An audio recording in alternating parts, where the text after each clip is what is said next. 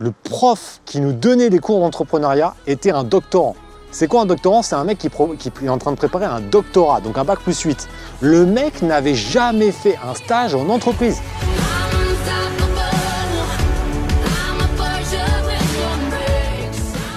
Salut les Phoenix, vous ne serez jamais riche avec l'école. J'ai pourtant fait pas mal d'études. Donc, je devrais te dire, ah ouais, il faut que tu fasses des études, il faut que tu fasses un bac+15. Non, non.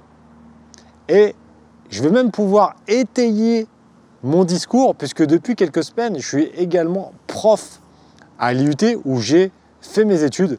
Et je me suis rendu compte de l'intérieur, même si je le savais déjà, que l'école n'est pas faite pour te rendre riche. L'école, c'est très bien. Je ne te dis pas de ne pas faire d'études.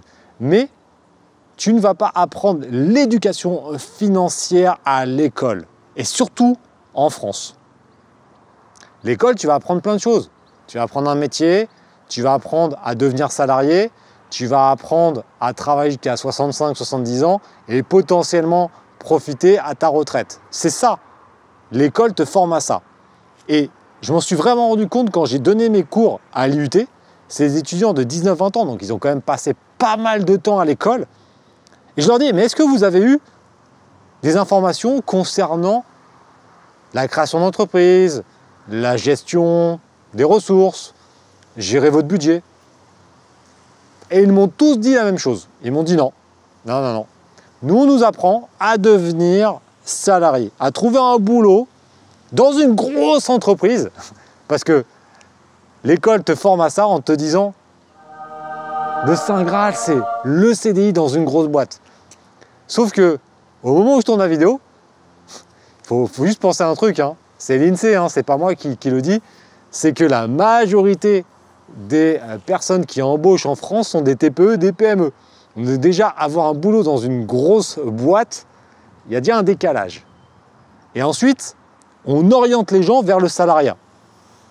Donc comme les gens ne savent pas qu'il existe autre chose, bah forcément, ils deviennent salariés. Mais je m'inclus dedans. Quand j'ai fait mes études, moi, je suis passé par la 3e technologique. J'explique tout mon parcours dans mon livre, donc tu iras voir si tu veux avoir plus d'informations. 3e technologique, j'ai failli donc aller en CAP BEP, et au final, je suis allé en seconde. Donc, j'ai continué mes études, mais à l'époque, moi, j'ai compris vite que je ne voulais pas devenir salarié, mais j'étais un peu vraiment dans le sens inverse de tous les autres. Mais sinon, c'était non, salarié, salarié. Et pendant mes études, je n'ai jamais eu une information concernant l'entrepreneuriat. J'en ai eu une seule. Ça a été en master, donc en bac+4. Et le prof qui nous donnait des cours d'entrepreneuriat était un doctorant. C'est quoi un doctorant? C'est un mec qui est en train de préparer un doctorat, donc un bac+8. Le mec n'avait jamais fait un stage en entreprise. Il va te former sur l'entrepreneuriat. Ça, c'est la France, c'est n'importe quoi. Souvent, on va te mettre des profs qui ne savent pas du tout comment ça fonctionne, mais ils sont profs, donc voilà. Et moi, je l'ai vu de l'intérieur. Hein. Franchement, c'est un fait, c'est réel. Donc, si tu penses que l'école va te faire devenir riche, non. Elle va te former pour devenir salarié, pour être un bon petit soldat. Si tu veux avoir des informations concernant l'éducation financière, c'est à toi d'aller les chercher. Il y a plein de livres, il y a des formations, il y a des séminaires, il y a plein de choses. Mais en tout cas, ça ne sera pas l'école qui va te permettre de faire cela. Quand j'ai fini mes études en 2009, j'avais pas cette éducation financière. Je venais d'une famille ouvrière. Ma mère m'a élevé toute seule. Je vivais dans un HLM, dans un appart de 45 mètres carrés. Mais j'avais une détermination bien plus importante que la plupart des gens sur cette planète. Ce qui fait que j'ai avancé et je me suis formé au fur et à mesure du temps. Évidemment, j'ai fait plein d'erreurs. J'ai failli faire faillite 3 fois. Je te remettrai la vidéo là-haut.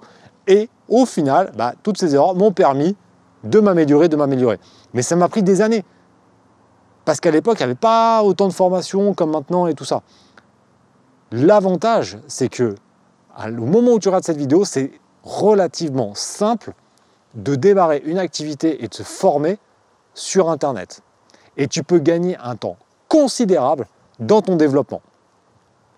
Mais n'oublie pas que ce n'est pas la fête non plus. Ça veut dire qu'il va falloir que ce soit toi qui sois proactif parce que personne ne va venir sonner chez toi et te dire « Ah bah tiens, tu veux pas que je te forme et tu veux pas de l'argent et tu veux pas ci, tu veux pas ça ». Non, ça ne marche pas comme ça.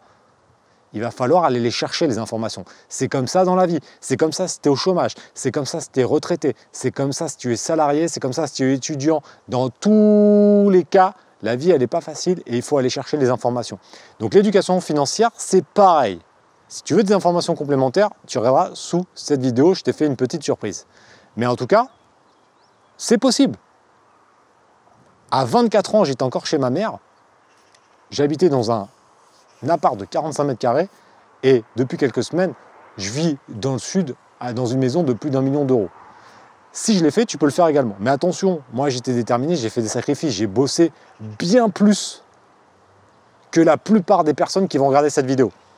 Quand toi, tu es en train de regarder Netflix, chips Coca devant Netflix, moi je bosse. Quand toi, tu dors, moi je bosse. Quand toi tu pars en vacances, et moi j'ai bossé. Donc ça, c'est aussi le résultat. Donc maintenant, si tu veux des informations, tu regarderas sous la vidéo, il y a une petite surprise pour toi.